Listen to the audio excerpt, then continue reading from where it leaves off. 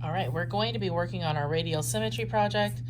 The first thing we need to do is we're going to make a square out of this rectangular sheet of paper. So you're going to very carefully fold this over, get it to where the point is lined up right here.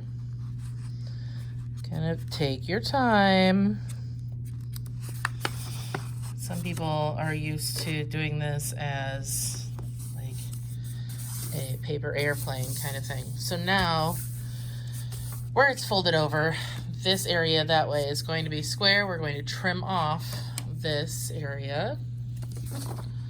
So you just cut right along the line of the fold. It's okay if it's not absolutely perfect. Okay, so now we need to divide it up into our sections. So we've already got one fold across the center there. So we're going to do another corner to corner fold. So we're going to fold the two opposite corners together and try to line them up as much as possible. So then we have this X of lines. Now we're going to fold this way. So now we've got 3 crossing lines. We're going to fold this way. So we have 4 crossing lines, which gives us our 8 triangular sections.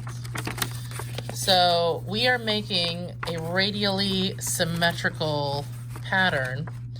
And so to do that, we're going to be putting the first part of our pattern just in one of these triangular sections. So like just that area.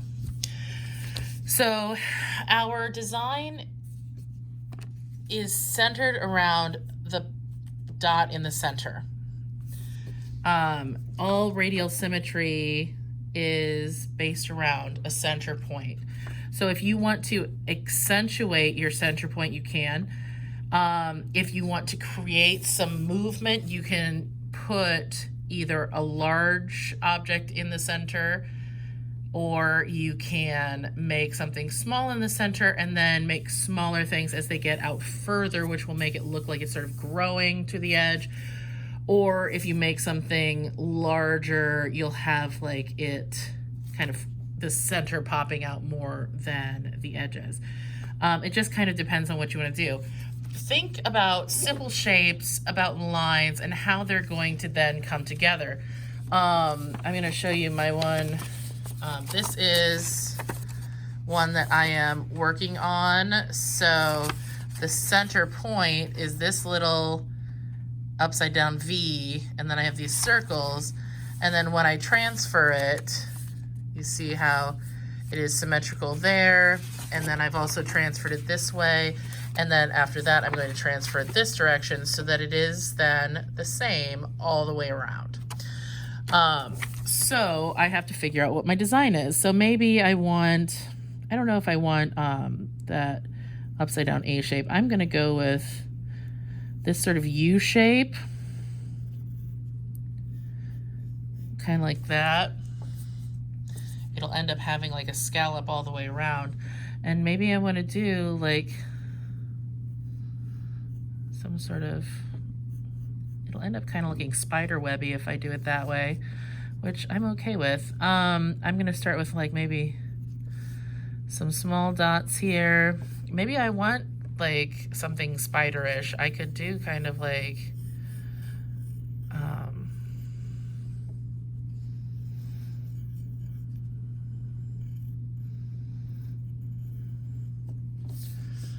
so right now that doesn't look very spidery, but if I do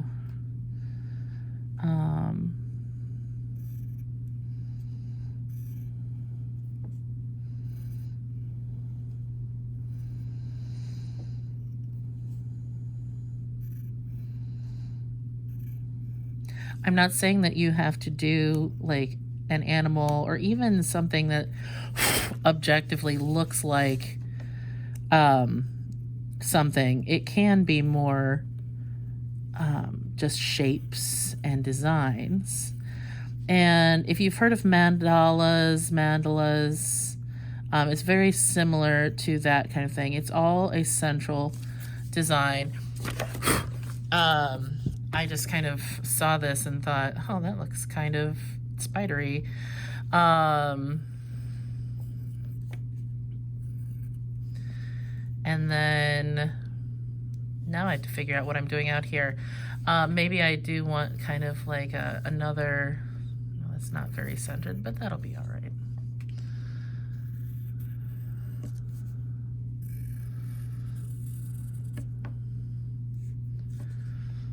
Maybe I want,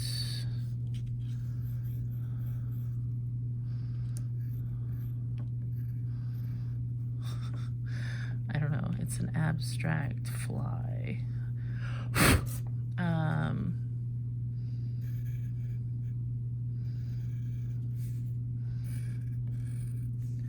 Just designs and things.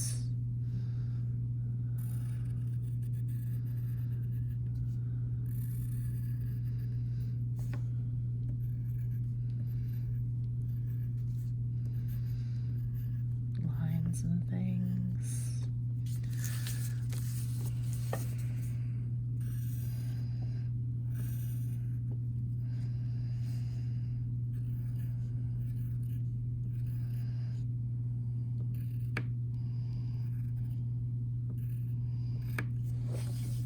I don't know, we'll see what this turns out as. So once you have a design in that section, you're going to fold it over. Honestly, it doesn't really matter which direction you fold it over. I like to fold it the corner to corner. And then I go back and I take my, like the smooth plastic of the scissors. I start in the center. And I start to rub, overlapping. Kind of go out to the edge. Start from the center and go out so that you don't like run over that edge and crunch it. Kind of overlap. I'm going to go this way.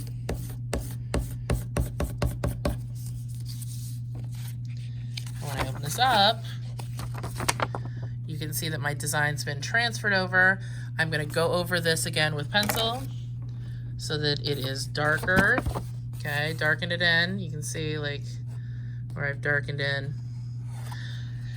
And then once this is darkened in, we're gonna fold going this way. And then we're gonna transfer it this way.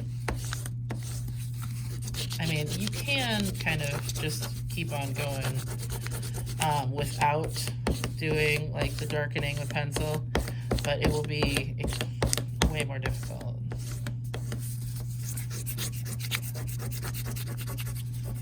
You can kind of see here what's happening. Okay, so I'm going to darken this in with pencil and then keep going until the whole page is filled. All right, that's your prep work, and then we'll talk about painting later.